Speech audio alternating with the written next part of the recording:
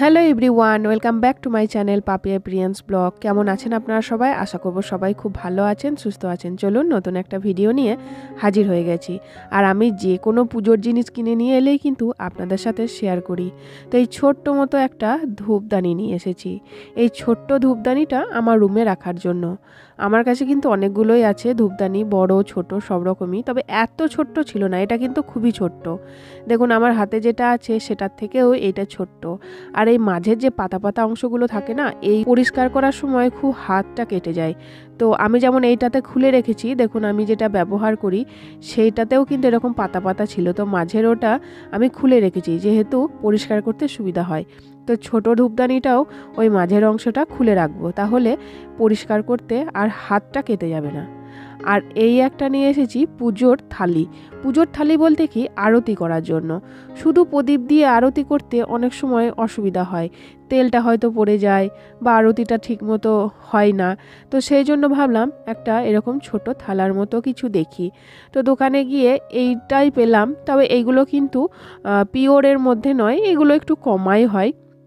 আর আমি এটা নিলাম হচ্ছে সবথেকে বেশি ভালো লেগেছে আমার এই স্বস্তিকটা দেখে, কারণ যেহেতু আমি আরতি করব, তো সেই জন্য ওই স্বস্তিকটা দেখেই আমি থালাটা নিলাম।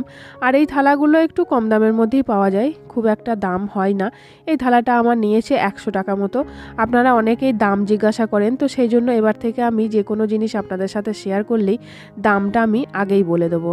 তো থালাটা কেমন হয়েছে সেটা অবশ্যই জানাবেন। আর ভিডিওটা পুরোটা দেখবেন, আমি আরতি থালা কিভাবে সাজাই সেটাও আপনাদের সাথে শেয়ার করব। আর নিত্য প্রয়োজনে যে জিনিসগুলো আমার কাজে লাগে সেইগুলো আজ একটু অর্গানাইজ করে নিচ্ছি। তো প্রথমেই একটা এরকম 2 থাকের একটা ঝুড়ি আমি রেখেছি। তার মধ্যে যে বক্সটা প্রথমে রাখলাম ওখানে আমার এক্সট্রা কিছু পৈতে, কিছু সুপারি, তারপর কিছু হরিতকি, এইগুলো কিন্তু থাকে, সেটাই আমি রাখলাম। একটা লাল চন্দনও ছিল। আপনারা অনেকেই বলেন না লাল চন্দনের জন্য, তো আমার কাছে পুজোর জিনিস না থাকার কিছুই নেই, সব কিছুই আছে। আপনারা হয়তো বলেন যে এটা কিনো ওটা কিনো, তো আমার কাছে সব কিছুই আছে। আর সঙ্গে রাখলাম একটা সিঁদুর, তো ওই কৌটাটার মধ্যে ভরে রাখলাম। তারপর রাখলাম কিছু পুরনো ধূপ, ওই কাঁচা ধূপ যেটা, সেটাই কাঁচা ধূপগুলো একদমই ভালো নয়। আপনারা যদি কেউ কেনেন অবশ্যই কিন্তু আর কিনবেন না, ওটা একদমই ভালো নয়, ঠিকঠাক স্ট্যান্ড হয় না। তো সেই জন্য পুরনো কিছুই ছিল, সেগুলোকে একটু জ্বালিয়ে শেষ করে দেবো, আর আমি কিনবো না। আর বাকি এখানে আমি রাখলাম হচ্ছে পুজোর তেল, সলতে, একটু নকুলদানা, তারপর এখানে একটু আছে কাজু, দুটো বক্সেই থাকে। তারপর এখানে আতর, ঘি, তারপর অগুরু, অশ্বগন্ধা চন্দন, আর হচ্ছে গুঁড়ো চন্দন, তারপর হচ্ছে কর্পূর, এই জিনিসগুলো যেগুলো প্রত্যেক দিন প্রায় ব্যবহার হয় সেইগুলোই। আর এখানে কিছু পঞ্চপ্রদীপ জ্বালানোর জন্য যে সলতেগুলো হয়, গোল সলতে, সেইগুলো। তো এইভাবেই কিন্তু আমি এই ঝুড়িটা অর্গানাইজ করে রাখি। তারপর রাখবো হচ্ছে একটা সিঁদুর কৌটো, গুঁড়ো সিঁদুর, আর কিছু ধূপকাঠি, তারপর একটা কাঁচি যেটা সব সময় প্রয়োজন হয় প্যাকেট কাটার জন্য, নতুন কিছু নিয়ে এলে সেই প্যাকেটগুলো কাটার জন্য। তারপর একটা আয়না, এখানে কিছু আছে সেফটি পিন, যেগুলো আমার শাড়ি পরাতে, জামা কাপড় পরাতে লাগে, সেইগুলো একটা ছোট্ট বক্সের মধ্যে এখানে রাখা থাকে।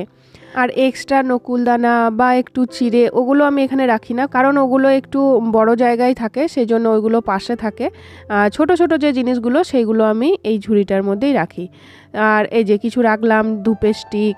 তো এইভাবেই আমি প্রত্যেক দিন যেগুলো মোটামুটি আমার হাতের কাছে দরকার সেইগুলোই কিন্তু এই ঝুড়িটার মধ্যে আমি রাখি।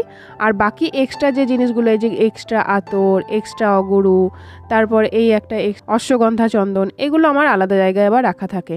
মোটামুটি যেগুলো আমার প্রত্যেক দিন প্রয়োজন সেইগুলো আমি এইভাবেই অর্গানাইজ করে রাখি।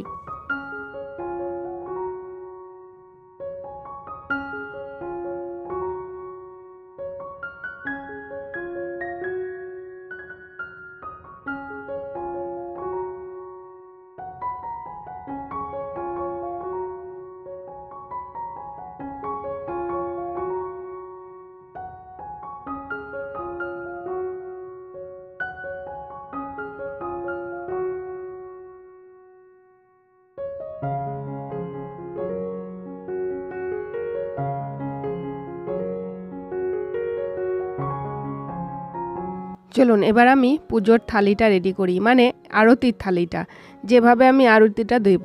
তো এই থালার মধ্যেই কিন্তু আমি এই প্রদীপটা এইভাবে রাখলাম, একটু ফুল দিলাম, ফুল তো আমি এমনিতেও দিই গাছা প্রদীপের নিচে, তো একটু ফুল দিলাম আর পাশে একটু ধূপ রাখবো। আর ধূপটা রাখার পরে আমি প্রদীপটাকে গাছা প্রদীপের ওপরেই তুলে দিলাম, কারণ যেহেতু গাছা প্রদীপটা জায়গাটা একটু বড়, তো এই থালাটা পুরোটাই এইভাবেই থেকে গেল, তো আমি এইভাবে রাখলাম। আর এবার আমি পুজোটা করব। আর আপনারা অনেকেই আমাকে কমেন্ট করেন যে তোমার পুজো দেখতে তো ভালো তো লাগেই অবশ্যই, আর অনেক কিছু টিপস পাই, মানে তোমার পুজো করা দেখেও আমরা এরকমভাবে পুজো করি।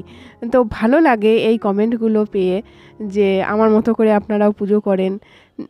অনেকে কমেন্ট করেন যে নিত্য নতুন আইডিয়া পায়, সেইভাবে পুজো করতে ভালো লাগে তোমার পুজোর ভিডিও দেখে। আর কোনো দিন ভিডিও না দিলে আপনারা কমেন্টও করেন যে তোমার ভিডিওর অপেক্ষায় বসে আছি, এখনও পর্যন্ত কেন ভিডিও দিচ্ছ না। তোমার ভিডিও দেখে নতুনত্ব কিছু শিখতে পাই, নিত্য নতুন প্রত্যেক দিন কিছু না কিছু শিখি, আর সেইগুলো আমরা পুজোতে করার চেষ্টা করি আমাদের বাড়ির পুজোয়। তো ভালো লাগে কমেন্টগুলো পড়ে। আমি চেষ্টা করি যে প্রত্যেক দিনই ভিডিও দেওয়ার, খুব ব্যস্ততা থাকলে হয়তো আমি ভিডিও দিতে পারি না, তাছাড়া প্রায় প্রত্যেক দিনই ভিডিও দেওয়ার চেষ্টা করি। আর কেউ একজন আমাকে কমেন্ট করেছিলেন, কেউ একজন না, কমেন্ট তো আর একটা কমেন্ট এলে সেই কমেন্টটাই তো আর তুলে ধরি না, সেই কমেন্টটা হয়তো অনেকবার আসছে তখনই সেই কমেন্টটা তুলে ধরি। তো যেমন একটা কমেন্ট ছিল যে তুমি কি প্রত্যেক দিনই পুজোর কিছু না কিছু বাসনপত্র কিনতেই থাকো?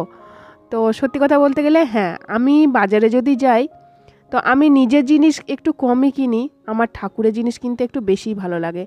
নিত্য নতুন বাসনপত্র আমাকে খুবই ভালো লাগে, বিশেষ করে পিতলের জিনিসের প্রতি তো আমার একটু মানে দুর্বলতা আছেই। আমি যেমন যদি একটা ধরুন ফ্লাওয়ার ভাস কিনতে চাই, তাহলে কিন্তু আমি কোনো মার্বেলের বা অন্য কিছুর কিনবো না, আমি কিন্তু পিতলেরই ফ্লাওয়ার ভাস কিনবো। তো সেই রকমই বাড়িরও ডেকোরেশনের কোনো জিনিস যদি আমি কিনি, তো আমার মনে হয় যে একটু পিতলের জিনিসগুলো দিয়েই বাড়িটা একটু ডেকোরেশন করি, আমার এগুলো ভালো লাগে। তো সেই জন্যই পুজোর আমি যে জিনিসটাই দেখি নিত্য নতুন যদি আমার ভালো লাগে, তাহলে সেটাই আমি কিনে নিয়ে আসি, আর যেটাই কিনে নিয়ে আসি সেটাই আপনাদের সাথে শেয়ার করি। তো এই হচ্ছে ব্যাপার। তো যাই হোক, এই ছিল আজকের ভিডিও। কেমন লাগলো আজকের ভিডিওটা অবশ্যই বলবেন।